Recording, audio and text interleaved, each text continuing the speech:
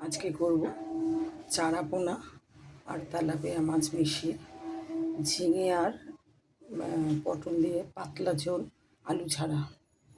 এখানে মাছটা আমি ভেজে নিয়েছি, এখানে সবজিটা কেটে নিয়েছি। সবজিটা এখন একটু আমি ভেজে নেব, আলগা ভাজবো, একদম কম শুধু পটলগুলি আগে ভেজে নেব। পটলে একটু ভেজে নেব অল্প করে।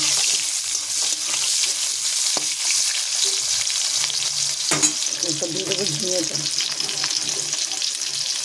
ঝিঙেটা পুরো আলগা ভেজে নেব।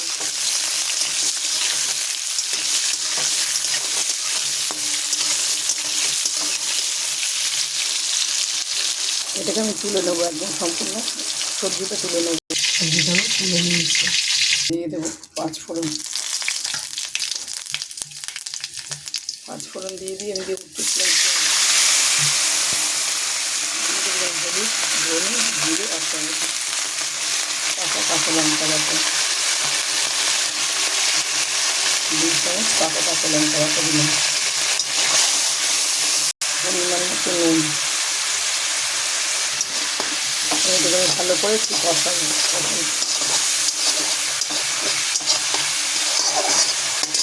এবার দেবো একটু আদা, অল্প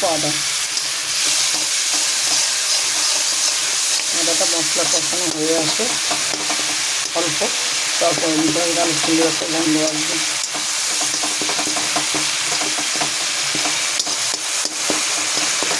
দেখো তার মধ্যে দেখাই আমার বাড়ির পরিবেশটা, দেখো ছোট্ট একটা গাছে দেখো ফুল, দেখো আর কুড়ি দেখো, যেমন ফুল তেমন কুড়ি, একটা ছোট্ট একটা গাছ টবের মধ্যে।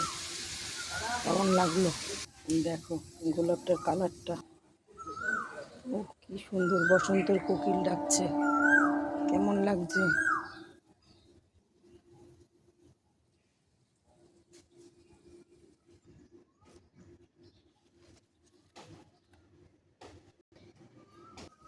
হয়ে গেছে কষানো, দিয়ে দেবো সবজিটা একদম হালকা সবজি কষা গেলে আমি আর কষাবো না, দিয়ে দেবো জল। অল্প মাছ, তার জন্য অল্পই ঝোল দিয়েছি, ঢাকা দিয়ে দেবো। এবারে দিয়ে দেবো একটা ঢাকা, দিয়ে দেবো সব মাছগুলি একে একে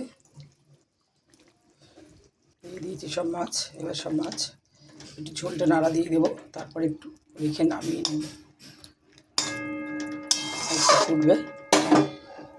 হয়ে গেছে মাছের ঝোলটা, গ্যাস স্টপ করে দিলাম। এবার আমি নামিয়ে নিই, দেখো কেমন লাগছে ঝোলটা। চলো নামিয়ে দেখো ভিডিওটি কেমন লাগলো অবশ্যই কমেন্টে জানিও।